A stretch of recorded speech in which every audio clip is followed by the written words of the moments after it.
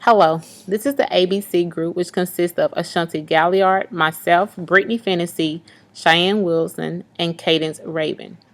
We are here to discuss Teach Like Your Hair is on Fire by Rafe Esquith. Esquith is a teacher in central Los Angeles of a minority area. Ralph, like any compassionate teacher, worries that when he is teaching if he is reaching his students. According to Esquith, we live in a society that thinks entertainment is far more important than a quality education. One day, Ralph was tired of bureaucracy intervening in education, supposedly for the best interest of our students. Ralph asked himself if teaching was even worth it. One day changed Ralph's entire perspective of how beneficial he was in education. Every class has a student or students in their class where students feel like they're a loner or left out.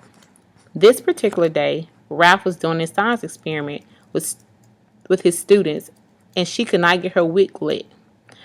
After Ralph looked around and noticed that this student could not get her science project going, he stopped his instructions to help the student. She insisted he continue with the lesson, but Ralph was determined to help the student and show her that she did count. Once Ralph got the lamp lit, the girl looked at Esquith and screamed. The other students turned around and started screaming as well. Before Esquith knew it, students were hitting him in the head because his hair had caught on fire. After the incident, Ralph thought to himself, if I can be so determined to help someone and not notice my hair is on fire, then I should teach like this every day. And from that day forward, that is what Esquith did.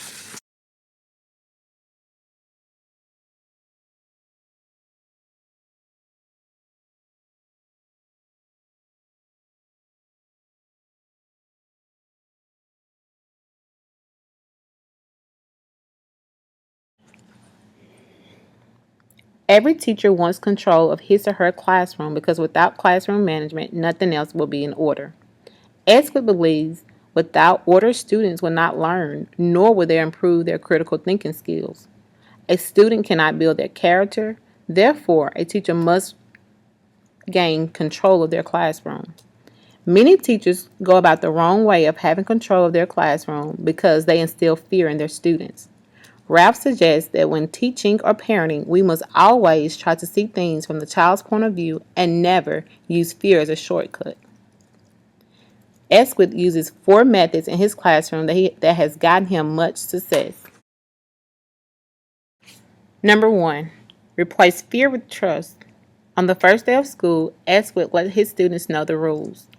Esquith then shared how important trust is by allowing students to play the trust game, where students fall back in each other's arms. Once a teacher's trust is gone, things will never be the same, and Esquith makes sure he lets his students know that. We should never become frustrated when a student does not understand something because we must always remain positive and patient. If we are positive and patient, we build an immediate and lasting trust that will always transcend fear. Number 2, children depend on us, so be dependable. We should never break our promises. If we break our promise, all trust is out the door.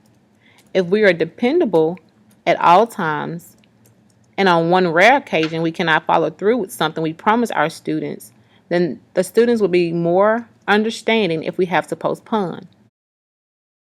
Number 3, discipline must be logical. When disciplining students, we must be fair and consistent. For example, if a student does not turn in their homework and we take away recess, the punishment does not match the crime. Esquith make his classroom activities so exciting that students never want to miss his class.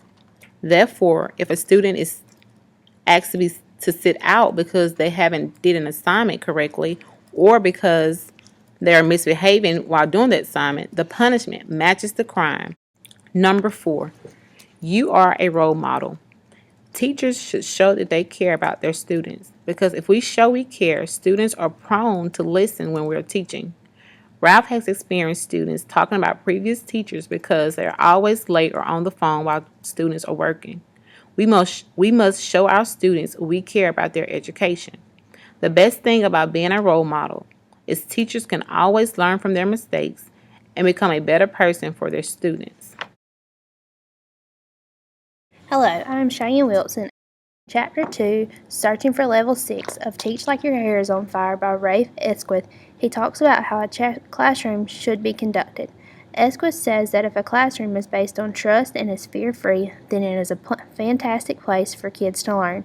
In this chapter, he addresses how to run a classroom based on Lawrence Kohlberg's 6 levels in moral development. He says that trust is the foundation, but the 6 levels are the building blocks that help my kids grow both as students and people. Esquith even used these 6 levels on raising his own kids.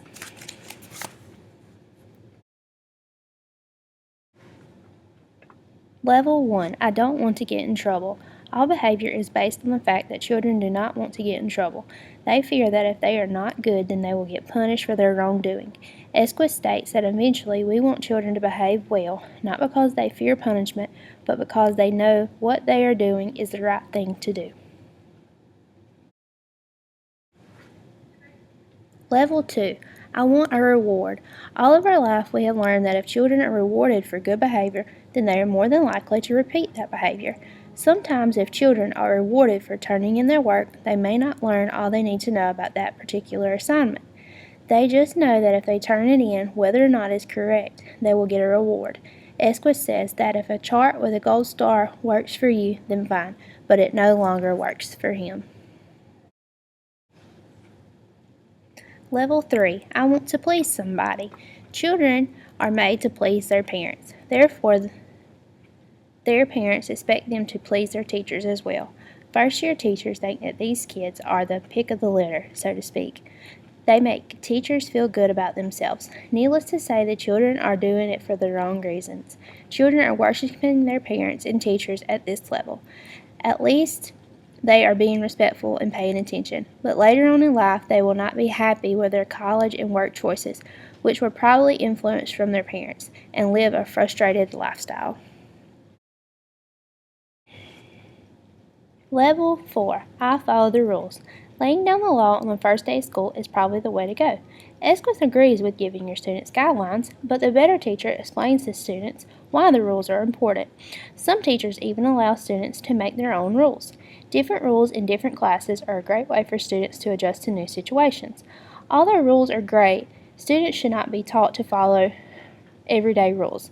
Esquith says that if Martin Luther King Jr., Gandhi, Rosa Parks, and Malcolm X did not break rules, our world would not be the place that it is today. These people were above the level 4 thinking scheme.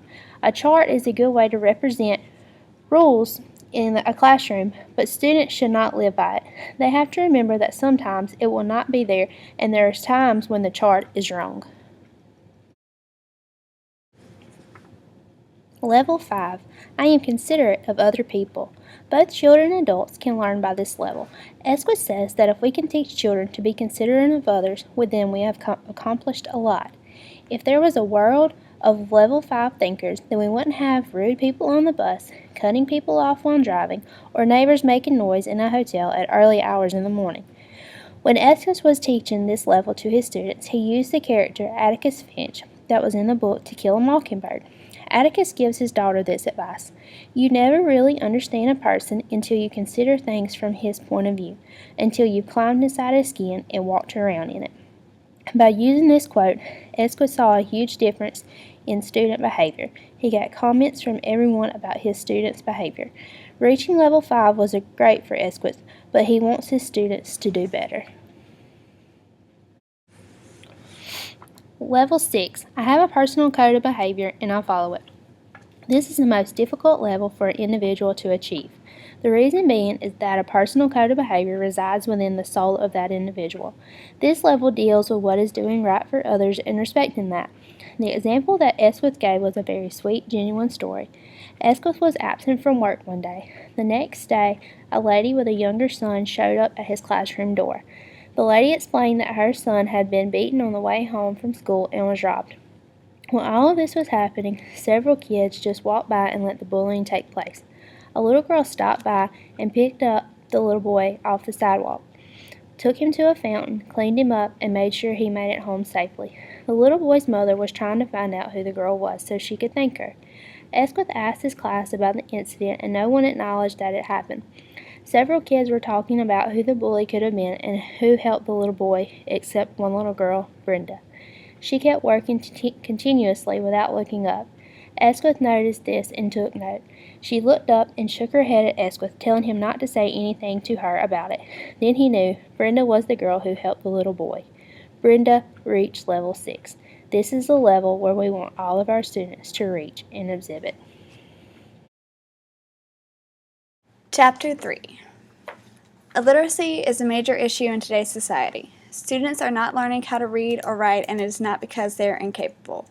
There are many factors that affect a student's ability to read and write. Today, I, Candace Rabin, will go over the factors that influence reading in today's classroom. Number 1. Too much emphasis on testing and not enough on reading for pleasure. Many of the reports on students and their ability to read are based on standardized test results. Testing is a good way to evaluate students, but it is not the only way. You can find out how literate a student is by the amount of passion that student has about literature. Students in Esquith's class came up with their own literacy test. It consisted of 3 questions. 1. Have you ever secretly read under your desk in school because the teacher was boring and you were dying to finish the book you were reading? 2. Have you ever been scolded for reading at the dinner table? 3. Have you ever read secretly under the covers after being told to go to bed? Mr. Esquith and his students all agree that if your answer to all 3 questions is yes, you will be a reader for life. Reading is not a subject. Reading is a foundation of life. Number 2. Adult guidance. Teachers might not necessarily be smarter than their students, but they are more experienced. Teachers should use the knowledge learned from these experiences to guide students in everyday life and in each student's book selection. Number 3. Take proper advantage of library time. Teachers should not think of their students' library time as a time to make phone calls and eat a snack. It can be a time to instill a love of books and the many adventures they can take you on. Parents should also take their children to the public library so that their children can be around like-minded people. Hello, my name is Ashante Gilliard, and I will be giving an overview of Chapter 4 and the Epilogue. Chapter 4, Writing. In Chapter 4, Esquith talks about writing and the importance of being a good writer. Before Esquith elaborates about the writing techniques that he uses in the classroom, he journeys through his experiences of teaching and why he came up with the ideas that he has for teaching his students today. He talks about how the teaching curriculum changed and evolved over a period of approximately 10 years, how the teachers and the school system couldn't agree on a book, and they even brought in an outside source to help, but that only caused a negative effect on test scores and progression of students' writing techniques. Esquith also talks about how the school system began focusing so heavily on standardized tests and fluency of writing instead of focusing on comprehension and skills. Next, Esquith talks about the steps that he uses to make his classroom. Step 1. Start me up. Grammar talks about how Esquith wastes no time at all when it comes to education and how he uses every second of his class time to teach. He starts off with a sentence of some sort of identification for recognizing verbs or pronouns, and he does this before homework and roll is taken. He says that the other reason for this is so that it minimizes the amount of homework that the students have. By starting class immediately and not wasting time on taking roll and doing homework, the class has at least 20 minutes at the end of class to complete their homework and ask questions. Any homework that isn't done by the end of then becomes take-home homework. Step 4. The Paperback Writer Young Authors Project. Basically, each student is given 1 year to write a book. Esquith says that most of the book should be written inside the classroom to ensure that all of the work is done by the student. He offers a 30 to 45 minutes, 3 days a week for students to work on their book. Epilogue. In the epilogue, Esquith says that teaching is a thankless job. He believes that most children we will interact with within our classrooms won't even know the power of education and that they will most likely come from some sort of broken home. There aren't too many places to look for help since many administrators don't care and it is up to you to control your classroom. Always look for a reason to believe in what you do because there may be some students who really need you. A special thank you goes to the ABC Group for your participation, MiamiFunFamily.com for the image, and a special thanks goes to Rafe Esquith, author of Teach Like Your Hair is on Fire.